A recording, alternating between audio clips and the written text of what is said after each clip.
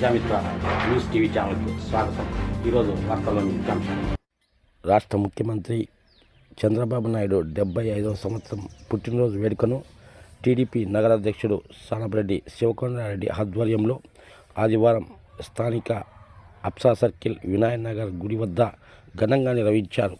ఈ కార్యక్రమానికి టీడీపీ నాయకులు లక్ష్మీరెడ్డి, సానపరెడ్డి, రవిశంకర్ రెడ్డి తదితరులు హాజరై భారీ కేక్ను కట్ చేసి పేదలకు అల్పాహారం పంపిణీ చేశారు.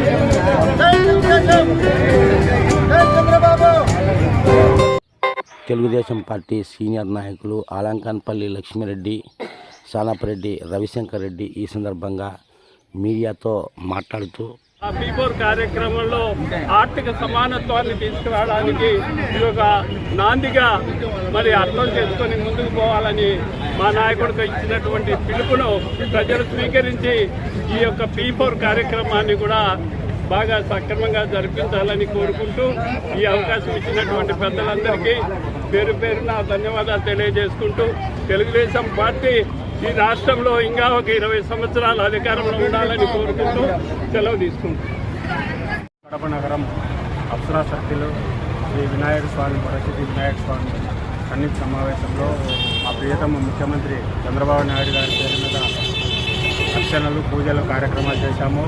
ఆయన ప్రయాణము సుదీర్ఘంగా జరగాలి, ఇంకా ఈ రాష్ట్రానికి ఒక 10 సంవత్సరాల కాలాల పాటు ముఖ్యమంత్రి పదవి చేయాలని ఈ సందర్భంగా ఇక్కడ కేకు కటింగు, పేదలకు అన్నదాన కార్యక్రమంలో నిర్వహించడమైనది.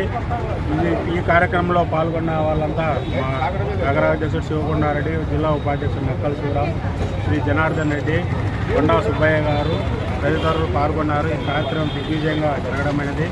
మరి చంద్రబాబు నాయుడు గారు తెలుగుదేశం పార్టీ అంటే ఒక క్రమశిక్షణకు మారుపేరని అనేక సందర్భాల్లో చెప్తున్నాడు. ఆయన చెప్పేదేమంటే మనము క్రమశిక్షణ ఉండాలా, ప్రజల్లో మన మీద అసూయ, ద్వేష రాగాలు రాకుండా మనం పార్టీని కాపాడుకోవాలా. ఇంకా మునముందు ఈ రాష్ట్రాన్ని ఎంతో ఆర్థికంగా, సామాజికంగా, వ్యవసాయం, వ్యాపారం, విద్య, వైద్యం అన్ని రంగాల్లో ముందుకు తీసుకోవాలని ఆయన కుమారుడు శ్రీ లోకేష్ బాబు గారు నిరంతరం కృషి చేస్తున్నారు. అలాగే చంద్రబాబు నాయుడు గారు గోదావరి బనకచర్ల ప్రాజెక్టు తీసుకురావాలని, తద్వారా రాయలసీమ సమగ్ర ముఖాభివృద్ధి చెందుతుంది. రాయలసీమలో మన అనంతపురంలో అయితేమి, కడపలో అయితేమి అనేక పారిశ్రామిక కేంద్రాలు ఏర్పాటు చేయడానికి వాళ్ళు ముందుకొస్తున్నారు. ఈ రాయలసీమను అన్ని విధాలుగా తీర్చిదిద్దారు, అందులో అనుమానం ఏం లేదు. తర్వాత ఇంకొకసారి ఆయన గెలిపించుకుంటే మనము ప్రతిసారి జరిగే సందర్భం ఏమైందంటే ఆయన సంపద కూడబెట్టి పెడతాడు. తర్వాత ప్రజలు ఎందుకో రెండోసారి ఆయనకు అవకాశం ఇవ్వడం లేదు. ఈసారి మళ్ళీ కూడా అవకాశం ఇస్తే ఈ రాష్ట్రము అన్ని విధాలుగా అభివృద్ధి చెందుతుంది. అలాగే మన కడప జిల్లా కూడా అభివృద్ధి చెందుతుంది. కాబట్టి తెలుగుదేశం కార్యకర్తలు అందరూ ఎలాంటి అధైర్యానికి గురి కాకుండా అందరూ ముందుకు సాగిపోయి ఇంకొకసారి ఆయనను మనము కంకణబద్ధులమై ముఖ్యమంత్రి చేయాలని ఈ సందర్భంగా కోరుకుంటున్నాం. మరిన్ని వీడియోల కోసం ఛానల్ను సబ్స్క్రైబ్ చేయండి.